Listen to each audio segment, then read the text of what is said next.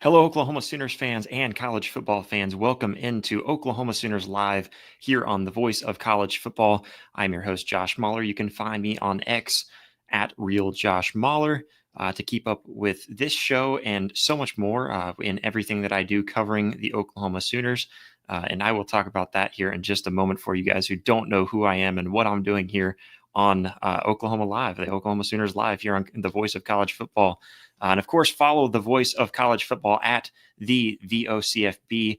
Follow over on social media and keep up with the network and everything that this network is doing. If you are an Oklahoma fan, you're in the right spot. If you are just a college football fan, just checking in on other teams and seeing how Oklahoma's doing, you want to hear a little bit about what Oklahoma's doing, whether it be in the transfer portal and recruiting, all that, you've come to the right place. And if you're just a fan of college football in general, the Voice of College Football has you covered. Make sure to start by hitting that like button, hit that subscribe button. And of course, we're live, so join in the live chat as well. I will be getting to all live chats. I will try to dive into the live chat as much as possible throughout the show. If you donate and leave any kind of super chats, that will be read first. That will be put in priority, and absolutely will be read here on the show tonight. If you listen on Apple Podcasts, Spotify, wherever you listen to your podcasts, jump over real quick and just give us a 5-star review. Helps us a lot more than you realize. It's just a quick and easy way. But if you're watching here on either X or YouTube, make sure to hit that like button. If you haven't already, subscribe to the channel. I want to thank the Voice of College Football for allowing me to join their network and to talk about Oklahoma Sooners football and to dive into it. For those of you who don't know who I am Josh Mahler, and you can find me on X. That's the most active that I am is over on X. I just don't really do too much else in social media, but I cover Oklahoma sports just in general and do a lot over on my own channel, Sooner Spotlight. So cover a lot over there. And I also cover Oklahoma baseball and do some coverage there and contribute to OU Insider. And so I've had a blast doing it and really only gotten into covering specifically Oklahoma sports here in about the last year or so. And however it fell about, somehow I got in touch with the Voice of College Football, this network, and I checked into them, and they've got a lot of fun stuff. I've seen what Chad and Tierney do over on the Sooner Smiths show, and it's a lot of fun over there. I think that's a very fun show. It's just what they do too is just kind of unique. You get to talk about Oklahoma sports, jump into the live chat and be a part of it. But then you also get to talk some Oklahoma football and talk some and get to dive into it. So I'm a huge fan of the network. I'm extremely happy to be here. I want to thank the network very much for welcoming me in and making this a new home where I can just sit here and talk Oklahoma football. I do apologize. I'm not in my normal studio. I am on the road. I'm in a hotel, so had to do a little bit of traveling, but hopefully I'll be back in the studio for maybe next week's live episode. But like I said, make sure to jump in the live chat. I will be getting to that live chat as much as I can a little bit later on. If you have questions about Oklahoma football, make sure to drop your questions down in that live chat. If you have something that you want to discuss, drop it down in the live chat. Tonight, we're going to talk about John Mateer and his Heisman contention, which seems very odd because it's his first year here at Oklahoma. And, the fact that he's being brought up at all with an offense this terrible seems very strange, but it makes a lot of sense when you really dive into it. And we'll talk about that here tonight. But after that, I will dive to the live chat. And like I said, if you donate, give any kind of super chat, then I will make sure that gets put to the top of the list. And we will absolutely get to your comment then. And especially if you've got something fun to mention and to bring up, to talk about. This is an open forum live show where, normally your comments may feel very unread. And so make sure to jump in that live chat if you were watching live with us tonight. But let's go ahead and jump into it because John Mateer, he is being brought up in a lot of national pundits, bringing him up as a Heisman contender. He is. And you look at the odds on the sports books, he's in contention. In most people's eyes, he is probably top 10, maybe top 15 to win the Heisman. And that's really crazy to think about because like I just mentioned, he's coming into Oklahoma. This is a new school for him. He's got some new teammates, but it's not all that crazy when you really dive into it. And so, first, is this even important to be talking about? No, but it's fun. As fans, we enjoy it. It's the fun stuff that we get to talk about and hype ourselves up in the off season. So that's definitely something that is worth noting. It's fun to look at, and it pumps us up, and the possibility of what could be. What if John Mateer were good enough to all of a sudden win the Heisman this season at Oklahoma? And ultimately, I know that there's some Oklahoma fans, not all of you, most of you probably not, that just get annoyed listening to this kind of talk. So if that's you, go ahead and just tune out, because I'm going to be diving down the list of why we can consider John Mateer as a Heisman candidate, a guy that it's very much a guy that's very much in contention for the Heisman Trophy. You know what? Guess what? Oklahoma hasn't had a QB that has been in the Heisman contention talk, specifically in the preseason. Really, if you back up, maybe since Spencer Rattler, and he wasn't even really in the contention. I would say maybe Kyler Murray, but I don't know if he was preseason. I can't remember if he was much of a preseason. I know Baker Mayfield was preseason. Jalen Hurts probably would have been preseason Heisman contention. So I guess I kind of skipped over one there, but it wasn't. I mean, Caleb Williams would have been if he stayed at Oklahoma. So it's been a while. So this is the fun stuff that we get to talk about and that we get to look at, and we get to dream. What if Oklahoma were just able to get back to having a great quarterback, not just a good quarterback? Because if we're being honest with it, my honest opinion, and I don't want to sit here and try to defend him, but Jackson Arnold, I thought was a good quarterback. Is he a great quarterback? And did I ever put him in Heisman contention, or would I have? I don't think so. I mean, if he would have had the season that I was hoping from him last year, I mean, if he had a healthy offensive line and 5 wide receivers weren't injured, then maybe we would be talking about that this year. But we're not. John Mateer is now most likely the QB number 1. I mean, it seems very understood nationwide by just about anyone in the media that John Mateer is probably the guy to go to for Oklahoma, and rightfully so. First, I want to lay out a list of reasons on why John Mateer, why he could really be in that Heisman contention, and I want to go through those, through some reasons. First, being the dual threat ability that he has. John Mateer, he demonstrated exceptional dual threat, a dual threat to just about any defense he performed against. And I know what you're going to say. He didn't really perform against anybody good. He was in the Pac-12, or really the Pac-2 last season. And so, what does he got? But there at Washington State in 2024, he threw for 3,139 yards and also 29 touchdowns, while rushing for 826 yards and 15 more touchdowns on the ground.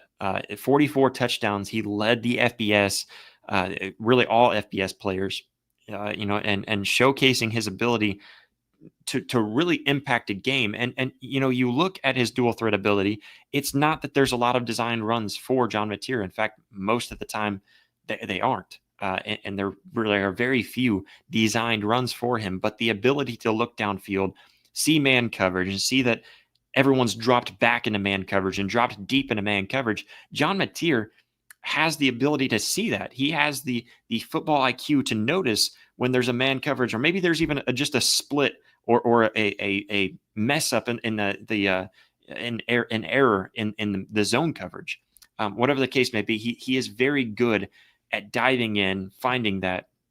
So that's absolutely something to mention with John Mateer is just how good he is.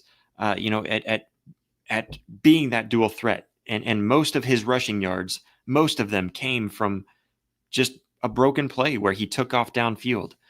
He's amazing at both passing and running the ball. So that absolutely plays into being a Heisman contender, because if you think about past Heisman winners that are quarterbacks, which most of the time it is a quarterback, it's kind of a quarterback favored award, and we can talk about that another day. I understand why it's a quarterback favored award. They get the ball every snap of the football game. But if you think of recent quarterbacks that have won, especially in the modern era. You go back to even Cam Newton, Lamar Jackson, thinking back, maybe Johnny Manziel, and what he was able to do. Baker Mayfield and Kyler Murray, absolutely a couple more to add to that list. I think even guys, Michael Penix wasn't too much of a dual threat. He was very similar to John Mateer, where he could use his legs, and he was athletic enough to use his legs, but he just didn't really have to. But I know he wasn't a winner, but he was a runner-up. So you look at recent Heisman winners; they have been guys. Most of the time, if you are a dual threat quarterback in today's college football, I think that's a must. Just the way that these defenses perform now, it is a must to be a dual threat quarterback. And so, with that being said, I think with being a dual threat quarterback, that absolutely plays into it a little bit, and I think that's very big for a quarterback in Heisman contention. So John Mateer fits that bill just fine. Also, you think about, I know he's on a new team, he's got new teammates.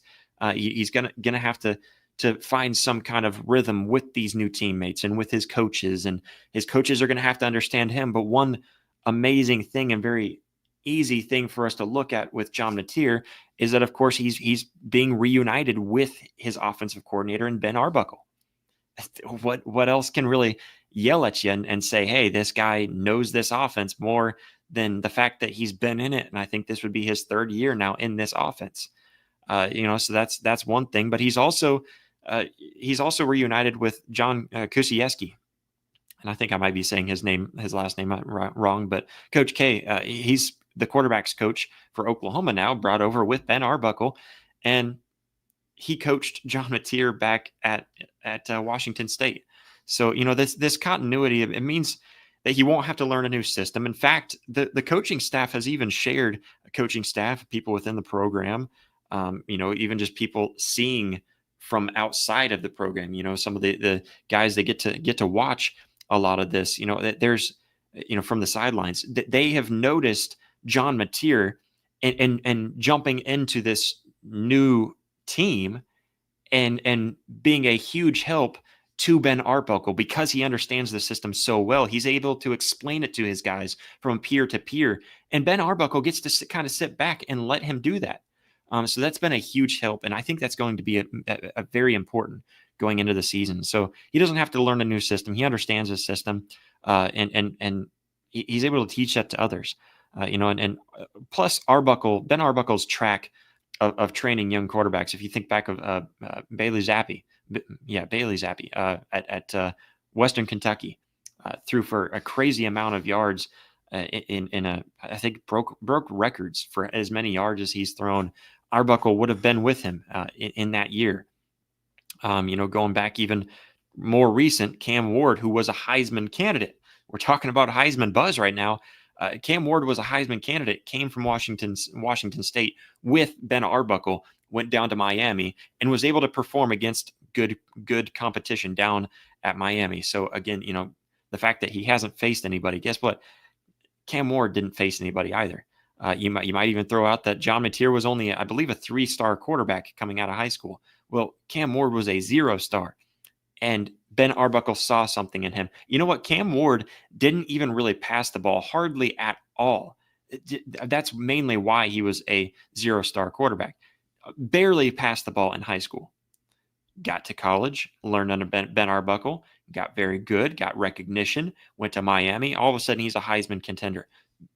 Not trying to say that every quarterback that Ben Arbuckle trains or teaches is going to be that good, that just because they transferred to a better school, all of a sudden they're going to take over and just be a great quarterback. I'm not saying that that's the case, but there is a pattern here, and John Mateer shows that he's very much able to fit that pattern, if you will. Another thing to look at is just Oklahoma's Heisman tradition. And I know that it wasn't under current regime that Oklahoma has had this tradition. In fact, this current regime has been quite the opposite, it feels like. But you think back with the storied history producing Heisman winning quarterbacks, or even just Heisman contending quarterbacks, Heisman contenders all over the field. Thinking of running backs that have been in it. even wide receivers that maybe, D.D. Westbrook made it to New York one of the 2 years that Baker Mayfield was there. I don't think it was the year that he won, so I think it was the year just prior. But, especially with quarterbacks, you've got Jason White, Sam Bradford, Baker Mayfield, Kyler Murray, all of those quarterbacks coming since 1999. So I guess even before that. So I mean, I'm trying to think what year was Jason White. Don't have that off the top of my head. It's been a while. Maybe I'm trying to think. Maybe 05, 06. I can't remember exactly what year. If you know that one, throw that one in the chat for me. So it's been in the last 20 years, Oklahoma has been known to have Heisman contenders. And so it kind of fits in with that. And I know that doesn't mean much. But the program's platform and its national visibility can be huge. And especially, we'll get to maybe even competition and stuff like that too. So, I mean, that's huge for John Mateer.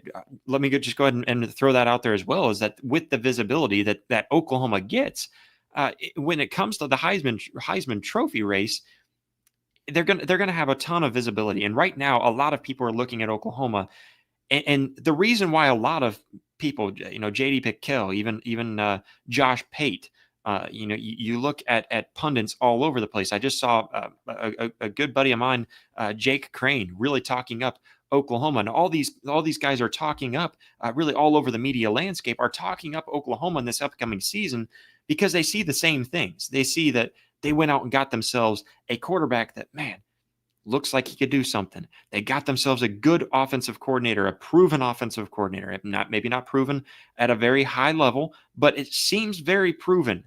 They also, made sure that they went out and filled what they needed to fill in the transfer portal, got themselves some offensive linemen, got themselves some wide receivers, got themselves a great running back. There's so much that Oklahoma is placing together. And also Kevin Wilson also playing a big part in Oklahoma's offensive, I won't say offensive success, but the hope for offensive success, because we don't know yet. There's so much that analysts have seen with Oklahoma that they recognize this. Not only that, but Oklahoma is now in the SEC.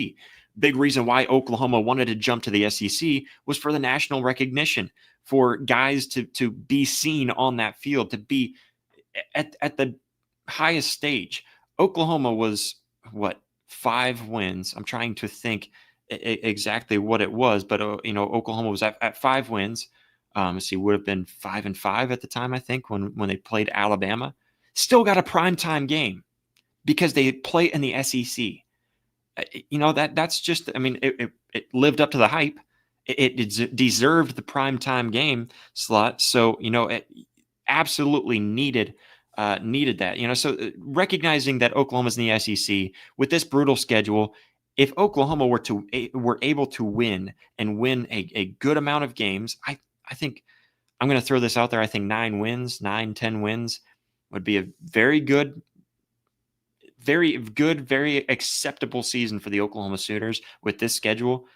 Probably the toughest schedule, if not top 5 toughest schedules in the nation. So, I mean, if they were able to do that and John Mateer showed out against the SEC competition, that absolutely helps his resume for the Heisman hype a lot.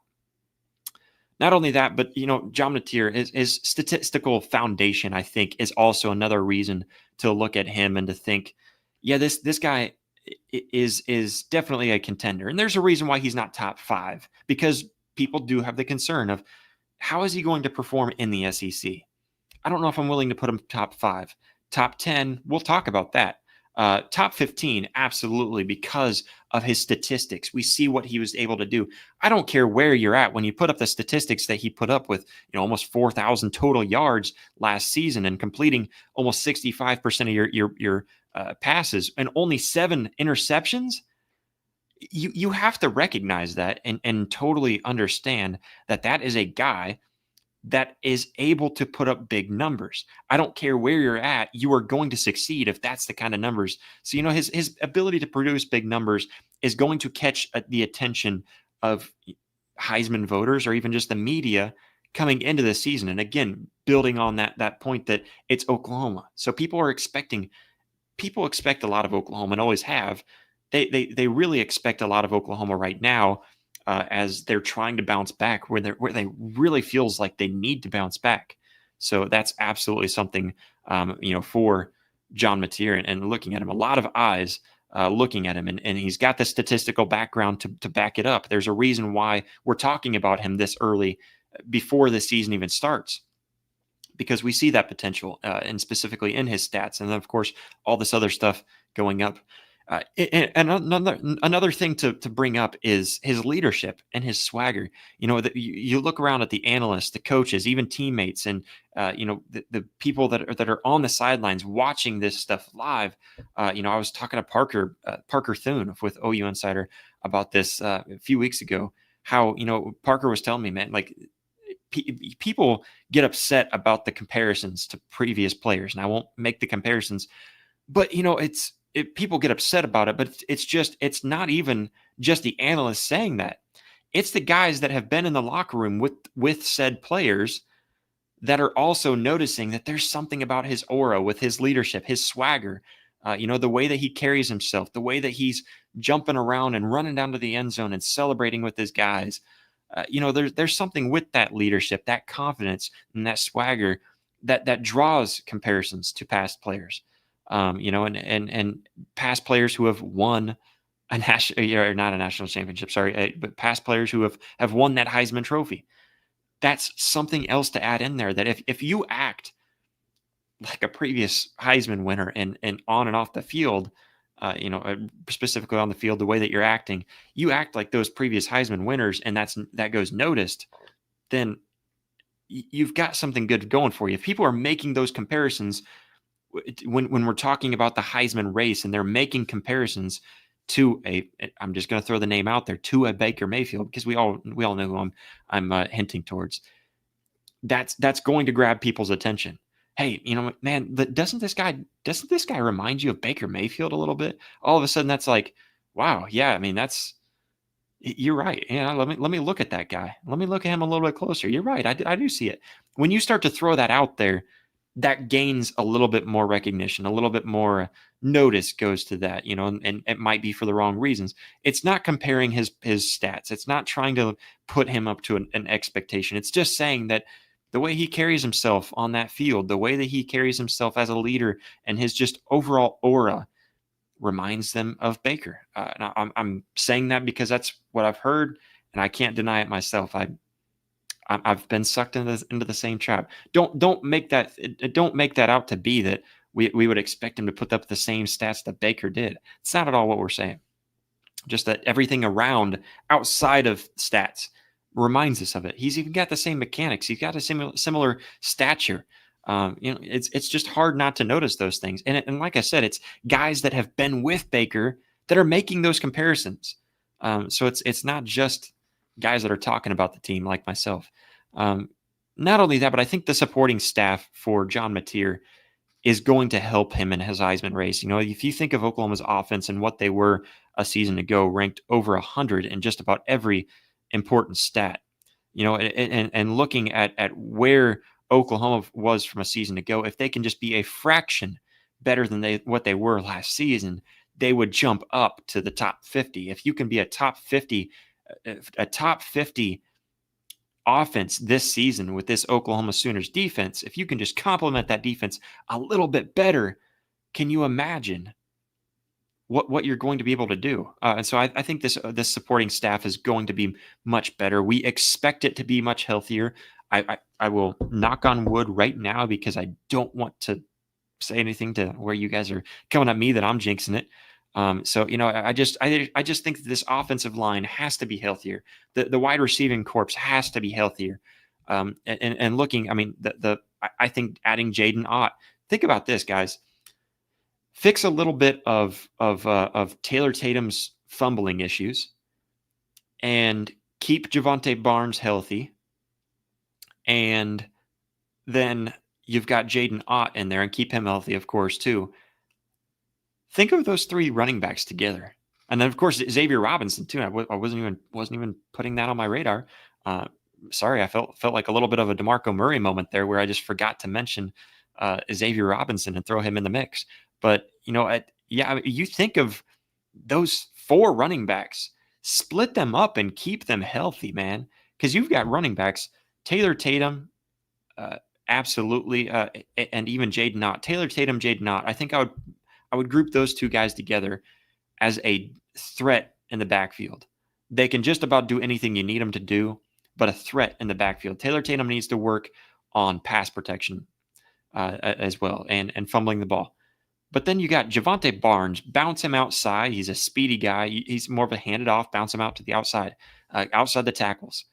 And then so Javonte Barnes, Xavier Robinson is also kind of another guy that, man, I don't know how you don't have him in there and just let him eat. Those four running backs alone, the supporting staff. Then you got guys, like Giovanni Gibson, Isaiah Sategna. If I can get my words to cooperate with me, my tongue to cooperate. You've got wide receiver pieces that you've added around. The tight end room is a little shaky. That's one that we're disappointed, and I understand. I think it will be better this year than last year for many reasons, because we've got a quarterback that loves that tight end.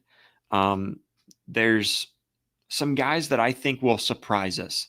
I won't say any names yet. I'm going to mention that later on, and we'll definitely go forward in that tight end room. There's some guys that I think will surprise us just from what I've heard that certain people are holding on to because they're too nervous to throw it out there because of past experiences. And I might have been throwing somebody under the bus because you guys might know who I'm talking about.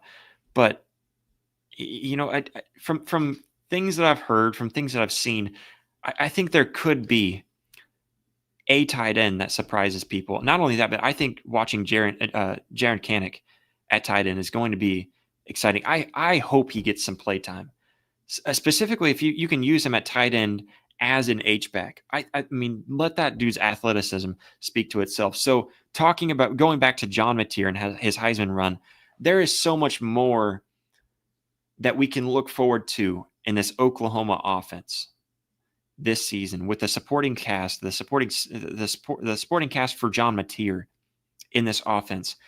It just feels so much better than what we saw last season. It does. From this point last season, I was pretty high on this. I think the wide receiver corps felt very, very good. I wasn't really sure what to expect, with the running back room. There was concerns this time last year in the running back room, in my opinion. The offensive line was a little bit concerning, but I think a lot of us, myself included, if you go back to last season, this time, last preseason, I was talking about, this offensive line is new, but I think they're going to gel just fine because we've got the offensive line coaching staff. I didn't foresee all the injuries that would happen, and just before fall got here. So I'm just looking at the supporting staff for John Mateer and seeing that he's got a very good chance, in my opinion.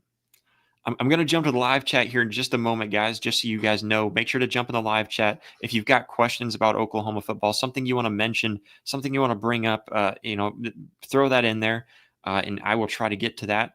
If you leave a donation or a super chat, that will 100% be read on the show. So jump in the live chat real quick. But I'm going to bring this up for you guys so you can kind of see some of the Heisman odds. And I apologize, I had a different graphic that would have showed a better background for you just so you can see it a little bit better. But I forgot to upload the proper one, I suppose. But looking at the Heisman odds, I'll kind of dive down through here because Mateer, he already has a strong preseason Heisman buzz, pretty strong. Like I said, top 10, top 15 on most people's boards, and on the draft, on the any kind of sports books, I feel like he's in the top 12 in most sports books. So looking at where he stands, I think a lot of analysts like Ari Wasserman, J.D. Buchel, I think even Josh Pate has alluded towards it. I mentioned my buddy Jake Crane. He mentioned it, that this is a guy that could be a Heisman candidate. I mean, it's I know I don't want to get you guys hyped up. I don't want to be a sunshine pumper, but I mean, here it is. I mean, look at just his unbelievable game tape, his ability to play the game, his recognition, understanding this playbook, the supporting cast, all of these things that I went through with you. The fact that he's got the recognition of Oklahoma across his chest, the Sooners is going to be across his chest with an SEC logo up on the shoulder. I mean, he's got such a huge spotlight to win this thing. But you look at the sports books. So most sports books, FanDuel has him at plus 2,500, DraftKings at plus 3,500, BetMGM plus 2,500, and ESPN bet at plus 3,000. So I mean, they're all within reason. I mean, there's been guys that win the Heisman in much more, much higher, or I guess lower odds, I should say. So plus 3,000 is you have lower odds. It's a bigger number, so you have lower odds to win it. For those of you who don't, maybe I can do a sports betting on a live show here coming up as well. If you guys are into sports betting and you want to do like a sports betting 101, maybe I'll do that so we know what to bet on our Sooners for this upcoming season. It's probably not a good bet. I'm a sports bettor. I always tell people the one thing you don't do is bet on your own team. I've gotten myself into that trap many times. But top contenders via 247 Sports, that's where I got this list. The latest update was that Garrett Nussmeier, the guy that, man, I see a very high upside. Over on Sooner Spotlight, I actually dropped a top, I guess, a list, a ranking system of the top all quarterbacks in the SEC. Garrett Nussmeier to me is the best quarterback in the SEC. The most veteran quarterback that's coming into a system that he understands, and then the stats just back him up.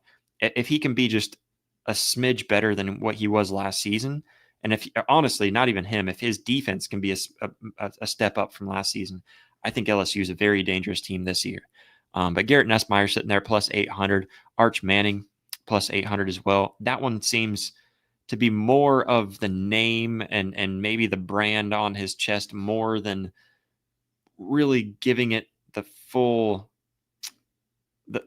analysis on that one. But anyways, Cade Klubnik from Clemson plus 1,200. Jeremiah Smith, a wide receiver, jumping up there in the top 5. How about that? At plus 1,200. He's from a wide receiver from Ohio State. Dante Moore, this one was kind of shocking to me as well, plus 1,300. The Oregon quarterback, he understands the system, but it'll be his first year playing as a starter. So very interested. I think he's a quarterback to watch. I don't know if I would put him this high up in my Heisman watch, but definitely a guy to watch. Julian Sayin, this one was also surprising to me to see him so high up. So, because he's at plus 1,500. He's also kind of, it'll be his first year as a starter, not first year in the system. So I do expect good things out of him, especially with the wide receiver corps that Ohio State has year in, year out. I expect nothing below an amazing year for him, or at least a very good year. And then just below him, Drew Aller at 1,600, Penn State quarterback. Lenore Sellers, another guy that to watch out for. I think I had him ranked number 2 in my my SEC quarterback rankings. Lenore Sellers, a great young quarterback with a lot of high upside. Carson Beck, that's funny. I think I put Georgia colors on his graphic there, but he's down at Miami now. Plus 2,000. DJ Lagway also at plus 2,000. I'm a little shocked to see that DJ Lagway is that high in the Heisman contention, just because he plays for Florida, and I'm not sure that I expect Florida to win enough games to have a Heisman winner, just because of the schedule that they're going into. It's kind of same with Oklahoma. I just think that Oklahoma might be on the right track compared to Florida. Although they did turn it on. They turned on the Jets. They had some really good games. That game against Ole Miss, man, that was a crazy good game. So there was quite a bit. But those are the standings. I think that's the top 11. And so, that's the standings for according to 247, kind of mashing all the sports books together and kind of giving you your odds for your 2025 Heisman odds right now. So if you like John Mateer and you're buying it, you're drinking the Kool-Aid, go ahead, go throw a little bit of cheddar. That's a really good return. And at one of those odds too, that it's kind of like, yeah, that feels just about right. So it's a lot. You think recently too with transfer success. Uh, so 6 of the last 8 Heisman winners were transfers, including the 2024 winner, Travis Hunter. Then of course John Mateer coming over. You had Kyler Murray was a transfer. Baker Mayfield was a transfer. Jalen Hurts was a transfer, and he was a contender. I'm trying to think of who's most recent winners. Uh, Drawn a blank from 2 years ago now, but anyways, last 6 of 8 were transfers. Just throwing that out there. So suggesting that he might be able to follow a similar path. And honestly, he's a transfer that has way better odds, knowing that he understands this system that he's in full and well. So just throwing that out there. I think that's very, very interesting. And of course, I think the biggest thing too is that Oklahoma is expecting a huge turnaround because they expect this offense to be competent. And we kind of tease about that as Oklahoma fans, but they expect this team to be competent. And if this offense can be competent and just not turn the ball over and not hurt you think of Tennessee, there was twice or all 3, at least 2 of the turnovers against Tennessee in that first half were in scoring position. I believe one of them was inside the 5-yard line, and you turn the ball over the very next play. If you don't do that, you end up taking down Tennessee, who was a top-ranked team at the time. I'm just throwing this out there. If this offense can just be competent, think about this defense is going to be just as good, in some ways, possibly even better. Think of how big this turnaround should be. I understand. I understand that. There's a lot of sunshine pumping, as some like to call it. But there is definitely a chance for Oklahoma. I'm going to go ahead and jump into the live chat. First, Sooner Cowboys. What's up, man? He also follows over on Sooner Spotlight.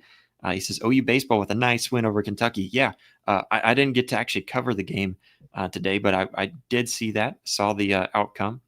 He also says, John Mateer should be better than J.A. as Jackson Arnold, but I still ain't drinking the Kool-Aid. The QB position was horrible last year, but I'm expecting to go at least 8-4. If it's worse, OU needs to find a new head coach. I'm right there with you. I think 8-4 should be achievable. And it's like, if you're only winning 7 games next season, then yeah, you're probably right. No one knows that he's on a hot seat more than Brent Venables himself. And he's fine with that. He said that to the press, and I think he's being very genuine with that. Jimmy Satterfield, also another regular to me as well. He says, nothing runs like a Mateer. Absolutely. Yeah, Mateer John Deere. Yeah, I mean, he's a great runner. And it's the instinctual running that makes him so special. That's what makes him extremely special. Modern day caveman. Everything relies on the offensive line being competitive. Beatonbow needs to start Foje, Eddie Pierre-Louis, Autry Dent, and Fasusi over upperclassmen if they are outperforming at camps. I agree with you that he absolutely should just play the best guys. Don't think of anything else other than just the best guys. I trust Beatonbow to do that. I do. Last season was just an anomaly, guys. There were so many injuries. So, just take that for what it's worth. Just take that for what it's worth. Mars Jams, also another guy that I recognize in the chat. He says Mateer plus Hawkins Jr. is dangerous. You're right. And if we were able to find ways to put Hawkins Jr. in there and use his athleticism, but also recognizing that the dude's got a cannon, that would be incredible. Drew even says Mars wouldn't be bad if Mateer stayed another year, but it would suck to see Hawkins go. Yeah, I'm right there with you. I'm just kind of looking at this and I'm thinking, man, I don't want to lose Hawkins. The legacy, the family legacy, and then the fact that he stuck around, even though that Oklahoma made it obvious they were looking for a new guy, that they wanted Mateer to come here. Yeah, I don't want to lose Mateer at all. Or sorry, I don't want to lose Hawkins at all. But Mateer sticking around another year, if he works out this year, I can't get mad about that. I can't get mad about that at all. Sooner Cowboy says it's going to come down to the health of the team, been both injuries and bad luck under BV and this stuff. Honestly, yeah, injuries playing into the biggest part of it. And I mean that the injuries kind of fall under the bad luck, right? So yeah, you take the injuries out of last season, and I think Oklahoma was right there where I expected them, about 8 wins. That's totally that's totally subjective. You can totally argue with me on that, and you can probably, we can talk all day about it. I don't know. I think this is I think that the injuries has to be cut down, and if you cut down injuries, this is a much better team. Drew says, Josh, do we think Derek Simmons is starting? Yes, I think he is. From everything I've heard, the dude's huge. So I saw him. I'm trying to think of who it was that I saw him next to. It was somebody that I know that I've stood next to, and I can't remember who it was now. But I saw a picture on social media of him standing next to somebody who I know, and or at least know of, and realized how huge that dude is. I think he's got to be starting, and he's a great talent. He's really good. He's tough. I think that's huge. Modern day caveman says we need to embarrass Michigan in order to gain respect. Yeah, I mean, I would love to embarrass them. Beat Michigan. That's all I care about right now.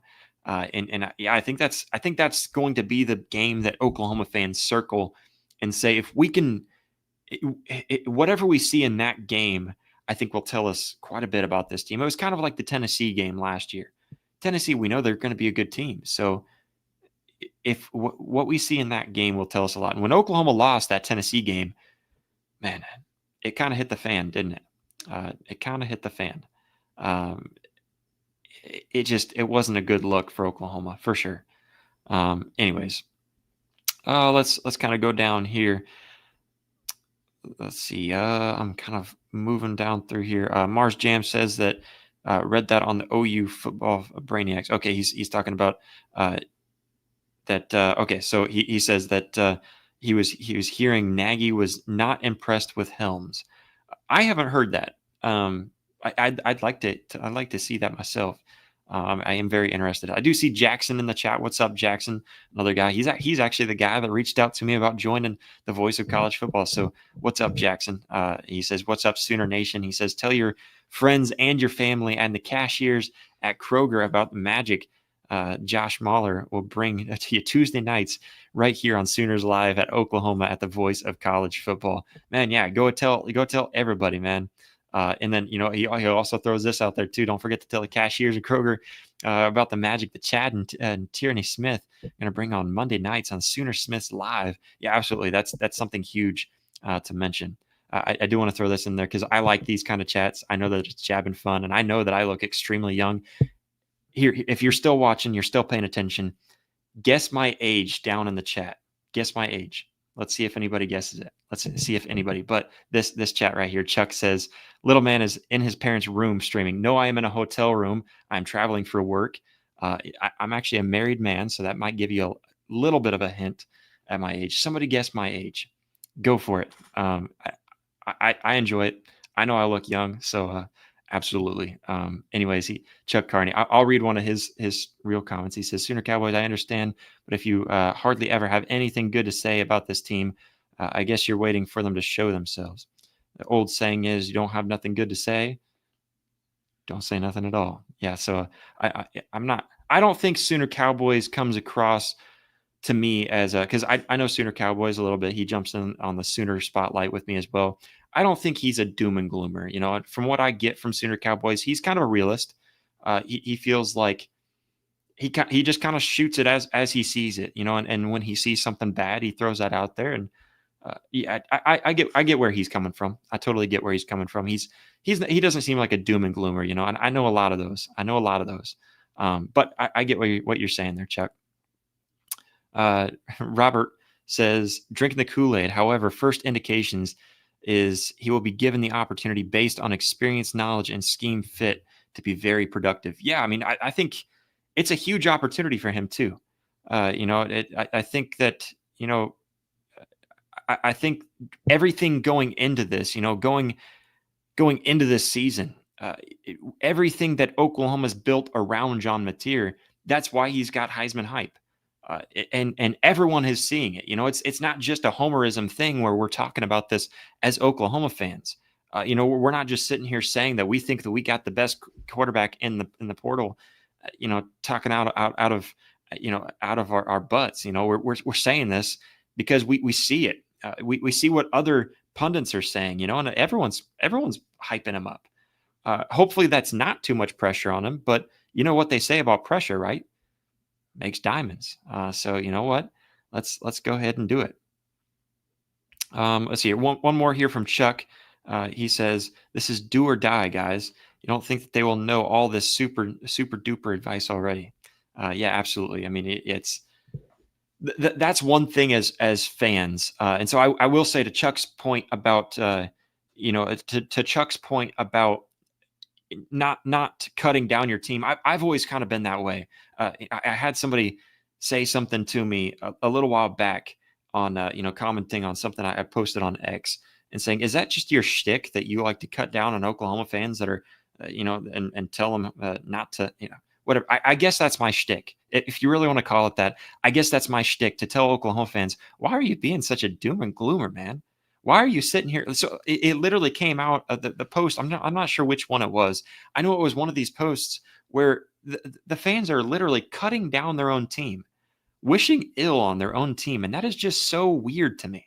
And so I guess that is my shtick, because every time I see it, I talk bad about it, and so, man, I think I think people being doom and gloom is just crazy on your own team.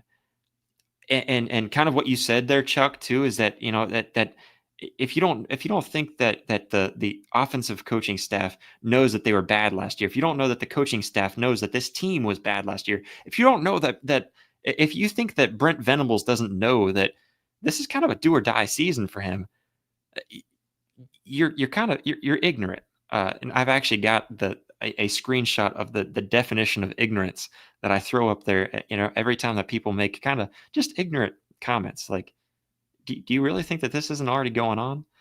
But anyways, just kind of throwing that in there. And actually, so I'll throw this up there. Ryan, you are extremely close, and I'm surprised. I think you're saying 28 just because you're guessing this guy's got to be older than he looks, because that's what he's hinting towards. But he's definitely not too old. See, you are very close. I will give you that, like extremely close. If it was a snake, it would have bitten you. Anyways, Chuck says, "You're good, and so is Sooner Cowboy. I came in late throwing my shade." No, you're not throwing shade. I totally get what you're doing, man. Totally get what you're doing, and I appreciate you jumping in the live chat with me. Because that's what makes this fun, right? No, you're not throwing shade, and I think I totally get what you're saying. The only reason why I'm backing up Sooner Cowboys because I think I see what he's saying. I've been around him quite a bit too, and I've seen his comments quite a bit. He comes across my chat quite a bit. Ryan says, everything about the team gets better when the offense gets better. The offense will be better. The team will be better. Yeah, just keep on pumping it, man. Keep on pumping it. That's exactly what we've got to do. And I mean, it's not to say that you have to say Oklahoma's going to win the national championship every year. It's not that you have to sit here and ride the train that John Mateer is going to win the Heisman and Oklahoma's going to win every game. We're going to win the SEC. That's unbearable too. And I get it. There is a fine line. I find myself to be a realist. Last season, I said I expected Oklahoma to win about 9 games. Some people said that I was sunshine pumping. Some people were telling me, man, like, you think we're only going to win 9 games? Do you see the schedule that we're going through? Do you see the teams that Oklahoma has to face week in and week out? This isn't the Big 12 anymore. And, as an Oklahoma fan, as a prior Big 12 fan, I hated hearing about how good the SEC is. But if this past season was not a wake-up call to how good the SEC is, then, man, you guys need to wake up. So, I mean, yeah, the SEC is extremely difficult, and we have to recognize that. And I also think that they're going to be patient with Brent Venables. So, I mean, if he ends up, let's throw this scenario out there. Oklahoma wins 7 games in the regular season, and Brent Venables doesn't get fired. I know a lot of people are going to be frustrated about that. But if I see that scenario out there, so 7 games is kind of like the teetering point for me. I feel like 7 is like he could get fired. They could say, we're patient with you, Brent. We like you. We gave you this opportunity and then gave you an extension before going to the SEC. We did this because we believe in you. And we're not going to take that belief away from you. There's a possibility that happens. And I know there's going to be an overreaction by Sooner fans, and I totally get it. But if that were to happen, just recognize that they believe in this guy. And if you don't believe in Brent Venables, if you don't have a little bit of faith that he's going to get something turned around, especially after the bounce back, go back and I'll drop that in the actual comments, because I'm not going to do it right now, because I'm not going to try to look it up. But if you look up Josh Pate interview Brent Venables. The Josh Pate, he's one of my favorite college football. He's another guy that's just a realist. One of my favorite college football commentators, analysts, whatever you want to call him, does an amazing job. The Josh Pate College Football Show now. It's Late Kick with Josh Pate. If you're an OG, I think when you look, and just be a realist, and watch Josh Pate and his interview with Brent Venables. I thought that was such an amazing interview, because Josh Pate just asks him questions and lets Brent Venables speak for himself. If that interview doesn't give you a little bit of hope for him, man, it doesn't make you kind of have a soft spot saying, man, like I'm rooting for this guy, because I feel like there's Oklahoma fans that they almost act like they're rooting against him. And that's just crazy to me. So you can't be rooting against your own team. You can't be rooting against your own coach. And hopefully Oklahoma will be great. Just like Mars says, Oklahoma is going to be a dangerous team. I believe it, man. I believe it. I think it's going to be fun. And I think so he says Josh Pate has OU a top 10. He said it will probably change before the season starts. Yeah, so I've heard Josh Pate defend himself in that too. And I can't argue with the dude. I mean, Josh Pate is just a realist, and he's got logic and reasoning behind everything that he does. A lot of people don't understand him, and that's kind of very similar to how I am. But guys, I appreciate all of you so much. We had a lot of you guys jumping in the live chat. Keep that live chat going. I want to remind you that we are going to be live. I'm going to be live every Tuesday at 7 p.m. Central Time, 8 p.m. Eastern Time, here on Oklahoma Sooners Live, presented by the Voice of College Football. And also make sure to tune in on Mondays with Chad and Tierney. They are still going hot. They are still going strong. We're all one team. Chad and T and I, we are all one team. We are trying to build this channel, trying to help Voice of College Football become the next big thing in college football. For college football fans, for Oklahoma Sooners fans, you can check us here again Monday night at 7 p.m. Central Time, 8 p.m. Eastern, and then Tuesday night, 7 p.m. Central Time, 8 p.m. Eastern Time. Those 2 nights. Make sure you keep your Mondays and Tuesdays open. And the main reason why the Voice of College Football wanted me to do the live on Tuesdays, because during the college football season, it's going to give us a little bit of an opportunity to preview. And then, of course, if you can't catch it live, you still have a chance to go in there and see. It's got a little bit more shelf life. And then we'll also break up some clips and stuff like that, so you don't have to watch the entire live show over again just to watch the clip.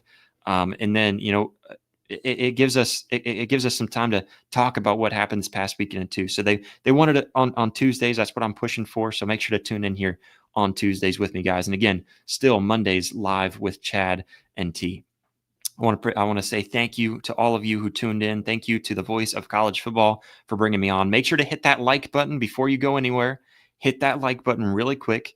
That helps this channel grow so much. The algorithm here on YouTube is designed to propel what people like, and the way that algorithm understands what you like as an Oklahoma fan is that you hit that like button and say, hey, algorithm, I like this one. Put this one at the top of the list for somebody else like me who likes Oklahoma and loves the Oklahoma Sooners. And we will be here every Tuesday as often as I possibly can. Follow me on social media. That way I can give you guys a heads up if we're not here or something happens where we move the show. Hopefully that's not the case.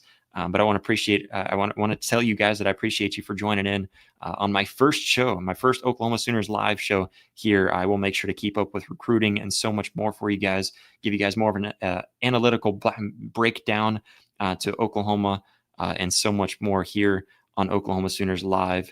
So hit that like button, hit that subscribe button if you haven't already. And then if you listen on Apple Podcasts, Spotify, if you just want to help us out real quick by jumping over there and giving us a 5-star review, that would help us out greatly as well. I guess I'm going to go ahead and sign off again. Appreciate everybody for jumping in the live chat. We'll catch you next time, guys. Boomer.